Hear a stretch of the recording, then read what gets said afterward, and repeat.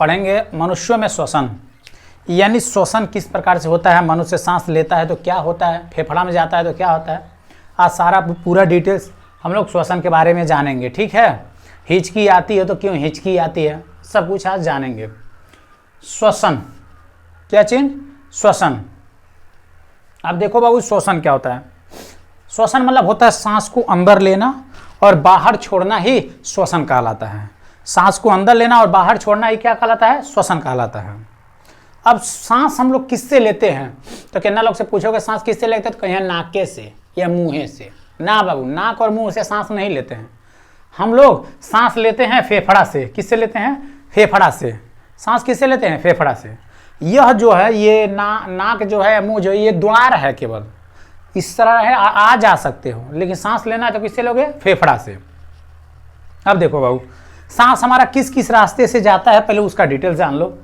कि सबसे पहले सांस हम लोग लिए, मान लो नाक से, हम मुंह बंद कर लिए, इससे नाक में सांस लिए ना, तो जहां ये जो होता है ये वाला पार्ट, इसको कहते हैं नासा छिद्र। क्या कहते हैं, नासा छिद्र। यहां से जब सांस लेंगे तो इसको कहते हैं नासा छिद्र। यानी सबसे पहले सांस को अंदर लिया नासा छिद्र से, फिर यहाँ पे चला आएगा सांस, यहाँ पे आएगा तो इसको कहते हैं नासा कपाट। नासा कपाट, नासा कपाट कहते हैं। यहाँ पे एक चिपचिपा पदार्थ पाया जाता है जिसको हम लोग कहते हैं म्यूकस।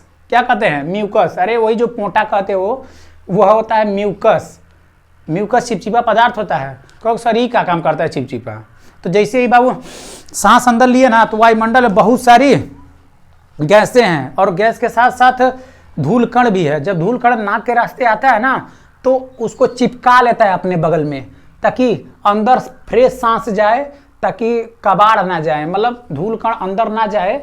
म्यूकस का काम होता है, नासा कपाट में म्यूकस पाया जाता है जो धूल कण को अपने अंदर क्या करता है, चिपका लेता है, जिससे अंदर ना जाए और हानि ना हो। ठीक है, नासा कपाट है, कपाल नहीं, कपाट। ठीक है, उसके बाद सांस यहाँ के बाद इसमें चला ग्रसनी में, इसको बोलते हैं ग्रसनी। इसको क्या कहते हैं, ग्रसनी। ग्रसनी, ग्रसनी में सांस आएगा और सांस होते हुए ग्रास यहाँ पे चला आएगा। यहाँ से सांस दो भागों में बटेगा, एक इधर जाएगा एक इधर। मनुष्यों में दो फेफड़ा पाया जाता है, यह दायां फेफड़ा, यह बायां फेफड़ा। ठीक है, दायां फेफड़ा बायां फेफड़ा। तो सांस यहाँ से जब बढ़ता है तो इसको कहते हैं, इसको इधर वाले को कहते हैं लायरिंग, इधर को कहते हैं लायरिंग और इधर कहते हैं फायरिंग। यानी सांस दो भागों में बढ़ता है तो उसको कहते हैं, एक कहते हैं लायरिंग, एक कहते हैं फायरिंग। इधर लायरिंग होता है, इधर फायरिंग होता है। अब यहाँ से सांस अंदर जाता है, अंदर जाएगा तो फिर ये जो बनाए हैं गोलानुमा ना आकृति, इसको कहते हैं एल्वेली या कुपिका। कुपिका कहो या एल्वेली कहो, ये भी एल्वेली होता है, कुपिका होता है। अब एल्वेली और कुपिका का काम क्या होता है, ग्रसनी से सांस फेफड़ा में आ गया, फेफड़ा में एल्वेली है।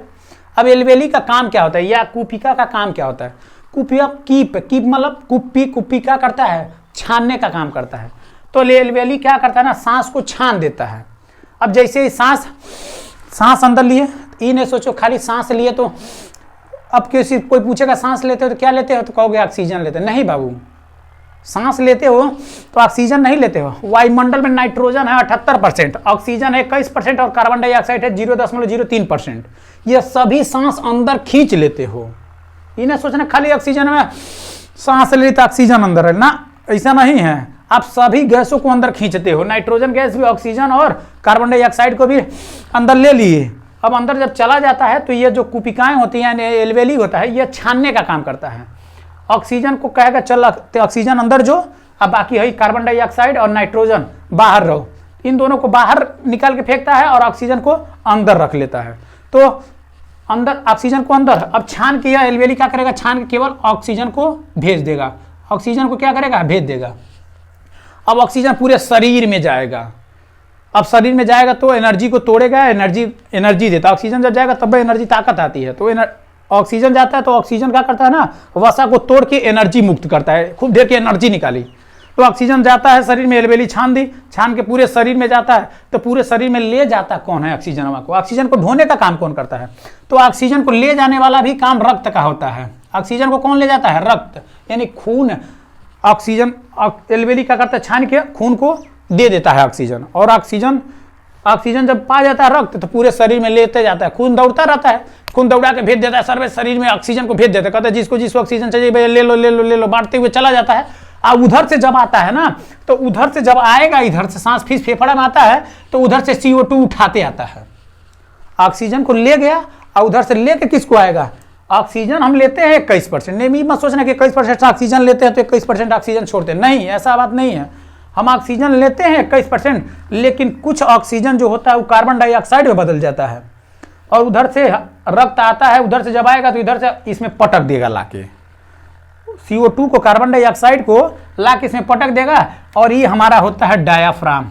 ये हमारा क्या है, डायाफ्राम। बाबू डायाफ्राम बहुत ही इंपॉर्टेंट चीज है। यह कार्टिलेज हड्डी होती है, कार्टिलेज हड्डी मतलब नरम हड्डी।